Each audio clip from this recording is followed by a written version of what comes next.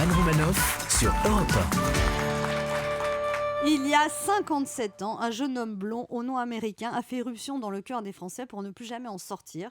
Alors au cas où ça vous aurait échappé cette semaine, Johnny est parti pour un monde meilleur. Si vous n'êtes pas au courant, c'est que vous habitez une île déserte sans wifi, sans télé, sans radio, ou que vous êtes abonné à Free. Comme toujours en pareilles circonstances, les médias ne font pas dans la demi-mesure. Depuis mardi, les médias disent à Johnny... Émissions spéciales, envoyés spéciaux, témoignages spéciaux, tout est spécial. En même temps, Johnny n'était pas quelqu'un de banal, il était vraiment spécial dans le cœur des Français et dans le cœur des fabricants de sentières. Et l'autre mot qu'on entend, c'est hommage. Rendre un hommage pour rendre hommage, un dernier hommage. C'est quoi un dernier fromage, maman ? Non, pas un fromage, chérie, un hommage. On se souvient de la personne qu'on a aimée, histoire qu'il reste encore avec nous encore un peu. Mais moi, maman, je veux te rendre hommage à toi. Non, mais moi, je suis pas morte, ma chérie. Oui, mais maman, pourquoi on dit aux gens qu'on les aime seulement quand ils sont plus là ? Pourquoi pas avant ? Cette semaine, j'ai assisté à cette discussion quasiment philosophique chez ma bouchère.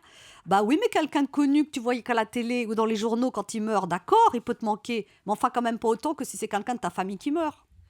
Et là, quelqu'un a répondu « Oui, mais Johnny, c'est comme quelqu'un de la famille, on le connaît depuis toujours. Puis l'avantage, c'est qu'on s'est jamais engueulé ni ennuyé.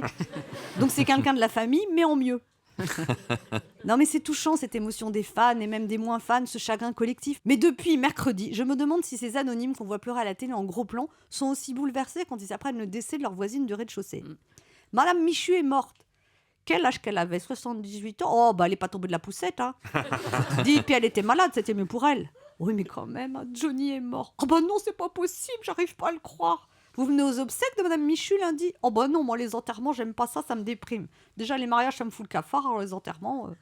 Mais la cérémonie pour Johnny, vous allez y aller ? Ah bah oui, je veux pas rater ça, c'est une icône, un monument, une star. Oui, mais Madame Michu, quelque part, c'était la star de l'immeuble. Elle faisait des autographes aux facteurs pour signer les recommandés quand on n'était pas là.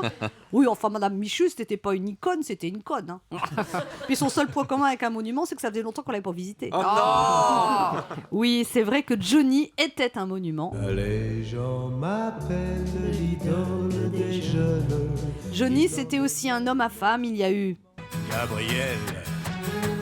Et aussi... Oh Marie, si tu savais. Et aussi...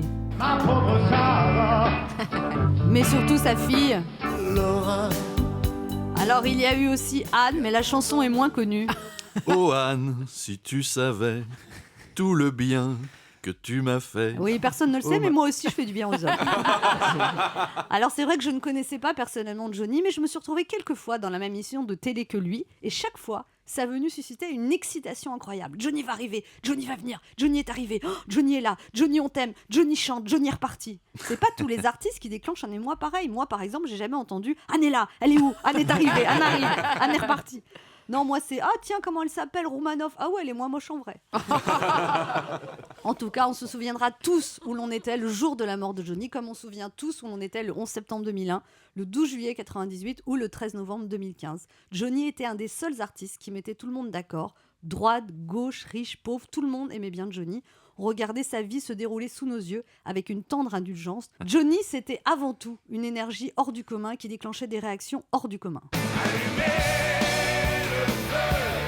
Alors, ce samedi, au moment où l'on rend un dernier hommage à l'idole des jeunes, ce midi, j'ai juste envie de dire merci Monsieur Smet et au revoir Johnny.